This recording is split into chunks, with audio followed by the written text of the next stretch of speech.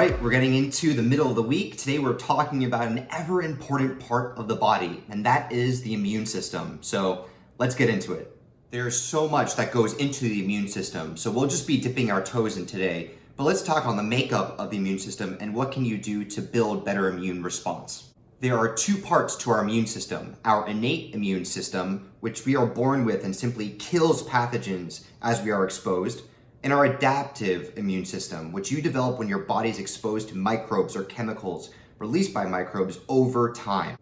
The system is run by two kinds of white blood cells, phagocytes and lymphocytes. Phagocytes are the killers. They attack, digest, and destroy pathogens. The role of lymphocytes I find to be fascinating. The first thing they do is identify whether organisms are part of the body or are foreign invaders.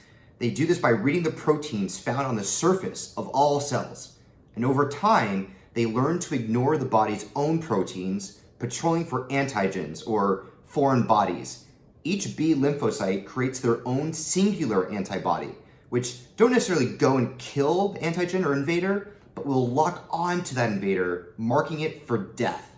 Sometimes it takes time to find the right lymphocyte with the necessary antibody, but once an antibody has been produced, a copy remains in the body so that if the same antigen appears again, it can be dealt with more quickly. This is why it's difficult to get some diseases more than once, like chickenpox, because our body produces these antibodies to deal with them. This is what's called immunity. There are so many ways to help out the immune response. I've shared a number of them to date. It's a matter of living a healthy lifestyle and eating like they do in the blue zones, using natural regulators like adaptogens and mushrooms, not eating processed foods or foods with pesticide residue, and certainly exercising regularly and getting enough sleep.